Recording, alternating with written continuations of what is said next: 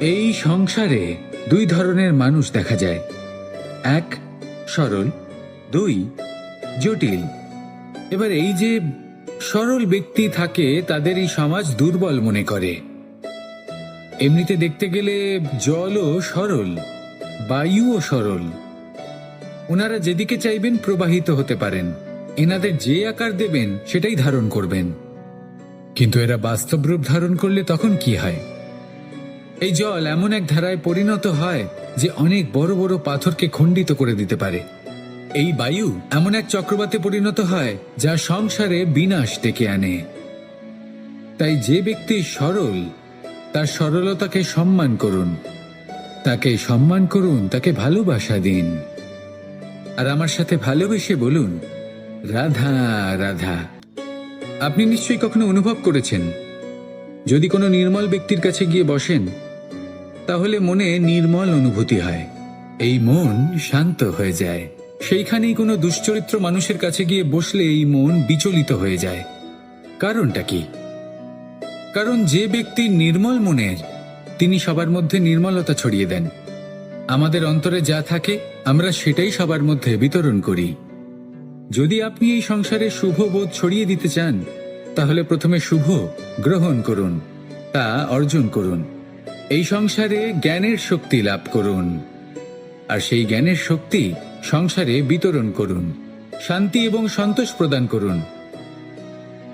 কারণ যেমন বীজ এই সংসারে বপন করবেন, তেমনই ফল আপনি লাভ করবেন।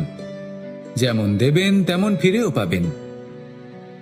এই সংসারে জ্ঞান প্রদান করুন, শান্তি প্রদান করুন, সন্তুষ্টি প্রদান করুন। এই সংসারে ভালোবাসা বিতরণ করুন, আর এই প্রেম ভাব নিয়েই বলুন, রাধা রাধা।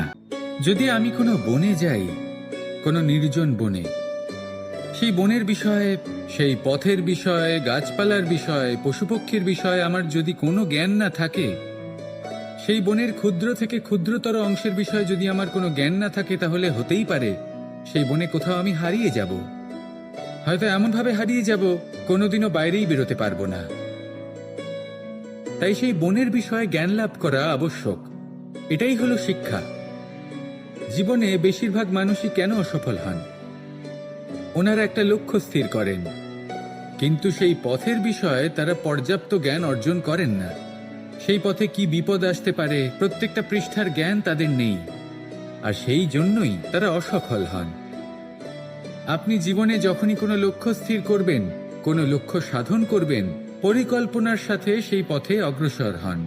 সেই পথকে বোঝার চেষ্টা করুন, সেই পথের বিপদ সম্পর্কে জ্ঞান লাভ করুন, সবকিছু জানার চেষ্টা করুন, অজানা তথ্য আহরণ করুন, আর তারপর সেই লক্ষ্যের প্রতি নিজেকে সমর্পিত করুন।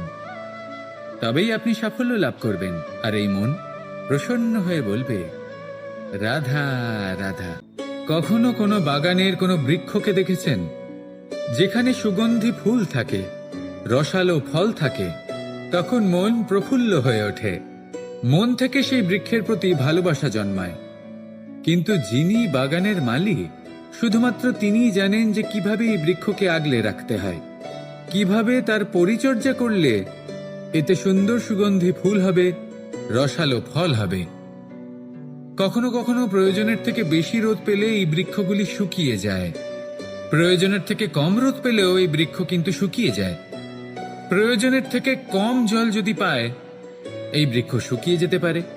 প্রয়োজনের থেকে অতিরিক্ত জল যদি পায়, তখনও এই বৃক্ষের শিকড়গুলি নষ্ট হয়ে যেতে পারে। এবার এটাই কিন্তু আমাদের সংসারের সাথেও হয়। আমাদের সংসারের সকল প্রতিভাশালী ব্যক্তি, যেমন লেখক, বিচারক, প্রবক্তা, যোদ্ধা, এদের সবার ক্ষেত্রে এই কথাটাই প্রযোজ্য। যদি বেশি প্রশংসা করা হয়, তাহলেও এরা হারিয়ে যাবেন। প্রয়োজনের থেকে বেশি যদি নিন্দা করা হয়, তখনও তারা নত হয়ে পড়বেন। তাহলে আপনি এদের রক্ষা করুন এবং নিজেদেরও। মনে রাখবেন একটা কথা, জেনে রাখুন কখন কোন নিন্দায় আপনি লজ্জিত হবেন না, আর কখন কোন প্রশংসার দ্বারা নিজের মধ্যে অহংবোধ জাগ্রত করবেন না। এই মন সুপ্রসন্ন হয়ে বলবে, রাধা রাধা।